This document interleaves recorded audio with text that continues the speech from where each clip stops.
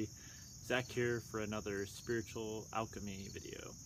Today we're going to be talking about the importance of balancing aspiration and acceptance. I think that this is a particularly important video because not only does this apply directly to spiritual alchemical pursuits, but also this principle is valuable to have an awareness of in any pursuit in life outside of spiritual development. Really, it applies to just about any pursuit. So let's get to it. The main goal here is to press ourselves to both aspire for greatness, aspire for beauty and the best that we can, while also accepting ourselves for who we are and accepting the inherent imperfection of our being at all times. Through achieving this balance, we can pursue and achieve very much. Confidence and strength can be found in abundance, and apathy and pride will be extinguished as well. So let's talk about aspiration for a second. To aspire is to strive for a goal. So aspirations will be found in the field of spiritual alchemy, as well as in our life in many other forms: physical, mental, emotional, spiritual. We're always aspiring for something, and it comes in many different forms. So if we aspire for less than we're capable of in any field, we're limiting our potential to some degree. I think we can all see that. To aspire for greatness, though it is a commendable pursuit, also opens the door for letdown if it is not balanced with an appropriate amount of acceptance. And that's where you can start to really see this yin and yang balance here. It is important, I think, to understand that perfection is always limited to subjective perspective. Through refining our own ideal of perfection regularly, we can always be aspiring for greatness without stagnancy nor arrogance.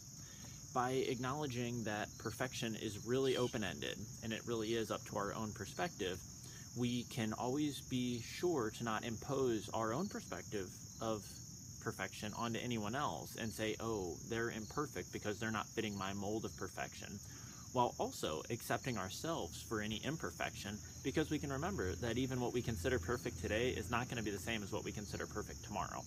So I encourage everyone to find some goals, whether it's spiritual, alchemical goals, or anything else, and picture the best that you can achieve. Picture that golden archetype of perfection and strive for it. Create a plan and move diligently towards that.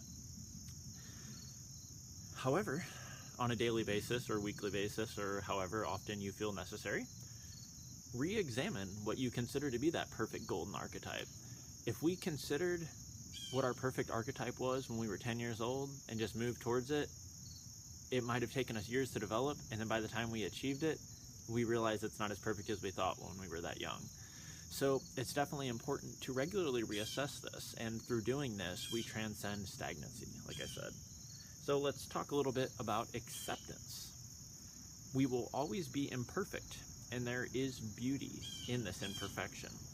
We can still aspire for personal perfection without detriment if we remember to balance acceptance. Accept your obstacles, accept your struggles, accept your flaws, yet do not become stagnant in your quest. Love yourself for who you are in both achievement and failure. If we can every day be satisfied with who we are, whether we've achieved a lot that day or whether we've epically failed that day, and just accept that everything is a part of our quest and that there's a lesson in everything, we can find fulfillment in each day, and we can find fulfillment in every activity. So we are able to transcend expectation by cultivating this level of self-acceptance. And we can also, like I said, apply this principle externally and accept everyone else for who they are. Acknowledge everyone for their beauties, acknowledge everyone for their flaws. Try your best to be a good friend, a good fellow, and encourage people to pursue what they feel they can achieve. But don't impose what you think would be perfect for them onto them.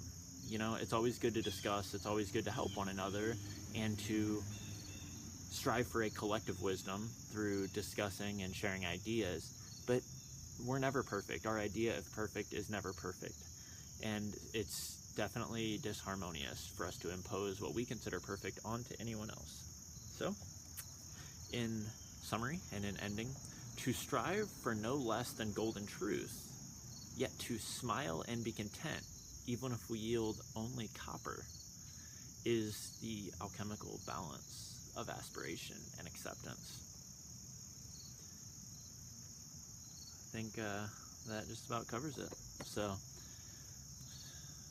feel powerful, feel beautiful, acknowledge the beauty and the power in the others around you. Every day, don't strive for less than you can achieve. Shoot for the maximum and the gold, the perfection. But then at the end of the day, when you have failed in becoming absolutely perfect, accept yourself and love yourself. And the next day, wake up and repeat. At least that's my perspective on how to best pursue development. Always shoot for the best possible result, but always accept that we're unable to achieve that absolute perfection. Thank you for joining me today. If you have not already, please subscribe to my channel, and we will continue working together to achieve spiritual alchemical balance, as well as harmony in other aspects of our lives. Blessed be.